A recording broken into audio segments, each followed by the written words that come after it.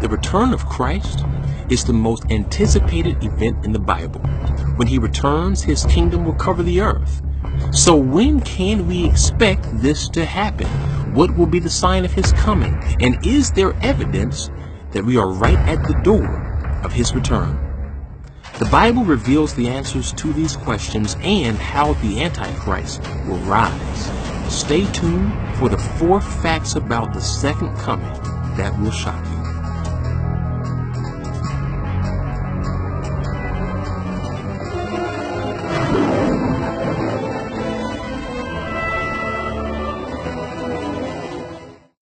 Fact number 1. The return of Jesus happens when the gospel has reached all nations.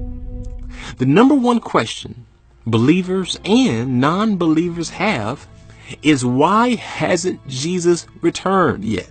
What is the delay? When is he going to come and gather up his church and then reign on the earth? It's been almost 2,000 years. What's going on? Well, in Matthew chapter 24, Jesus explains exactly what must happen before he returns. At the beginning of chapter 24, Jesus was with his followers, and they had the question that many of us have today.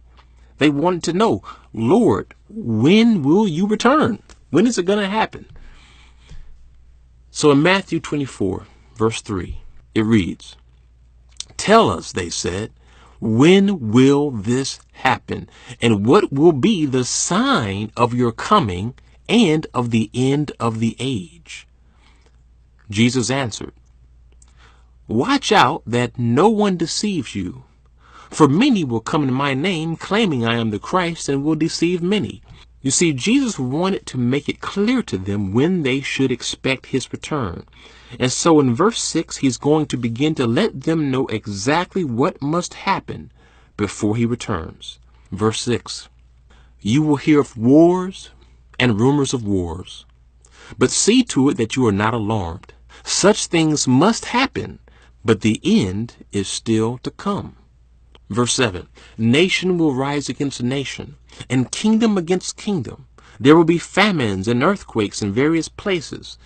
And then he says this in verse 8, "All of these are the beginning of birth pains." You see, Jesus was telling them basically, my return will not come until there have been wars and nations rising against nations and kingdoms rising against kingdoms. The first thing that must happen is wars and kingdoms rising against each other and nations rising against nations. Well, that's happened. I mean, the Crusades, kingdom rising against kingdom. World War I, World War II, Vietnam, nation rising against nation. And even today, wars and nations are clashing. So that has already happened. So what is the next thing that he says must happen before he returns? Well, in verse 9, he says this, "You will be handed over and persecuted and put to death, and you will be hated by all nations because of me." Well, check that off the list. That has already happened too. It happened to the disciples. They were killed for their faith. And even today, believers all over the world are being killed because of their faith. And notice how he said that you would be hated by all nations. You see, when he said that you would be hated by all nations, he wasn't just speaking to the disciples. He was speaking to us, because at that time, all the nations didn't even know about Jesus. But to us, we are living in days where if you even claim to be one of those Jesus followers, you will get hate from every nation. We're there. So what is the next thing? What is the next thing he says must happen before he returns? Verse 10. "At that time, many will turn away from the faith and will betray and hate each other. And many false prophets will appear and deceive many people. And because of the increase of wickedness, the love of most will grow cold. But the one who stands firm to the end will be saved. And this also we see today. I mean, how many have abandoned the faith? Do you see more people hating each other now than it used to be? I think so. You see hate like it hasn't been in a long time. You see false prophets and people who make claims that don't come true. Okay, let's check that off the list. So what is the next thing that he says must happen until the moment of his return? We've experienced the wars. Okay, we've had the wars. We have seen believers killed for their faith. We've seen hatred among people. What is the final thing that he says must happen before his return? Here it is. Verse 14. And this gospel of the kingdom will be preached in the whole world as a testimony to all nations, and then the end will come. And that's it. That's it. He says his return doesn't happen just after there have been wars and earthquakes. No, he says his return happens when every nation has heard the gospel of the kingdom. Wow. Now I want to show you something here. When you look at the word for nations, it is the Greek word ethnos. And in the Greek, you will see that in the Bible, that word ethnos primarily refers to Gentiles. And Gentiles refers to non-Jewish nations. You see, when Jesus was on the earth talking to his 12 disciples, only the Jewish people in Israel knew about him. But he wanted them to know that he wouldn't return until every nation, even those who aren't Jewish nations, has heard about his message. Fast forward nearly 2,000 years, and what has happened?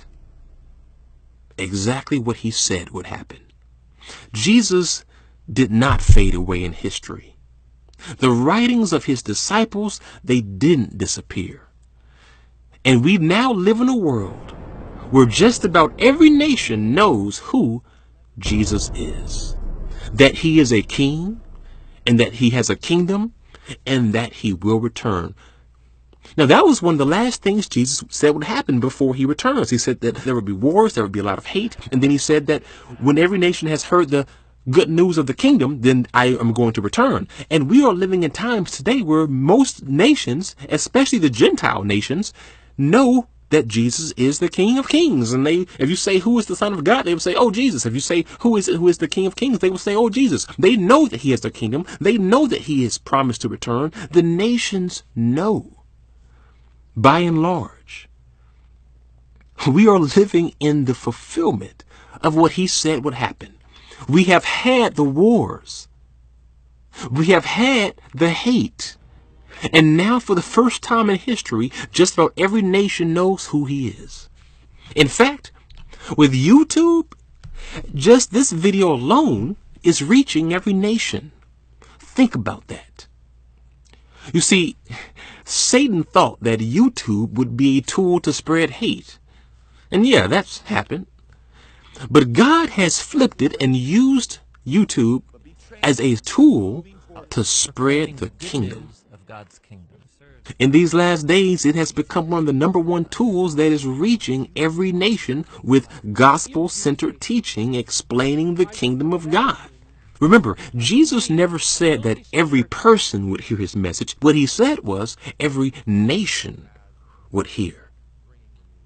And in this generation, God has allowed technology to advance for the purpose of doing what the people in Jesus' day would have thought impossible, and that is reach every nation with God's kingdom in a single day. Jesus said it. The last thing that would happen is that the world would hear the gospel. And we're there. We are getting there, if we're not already there.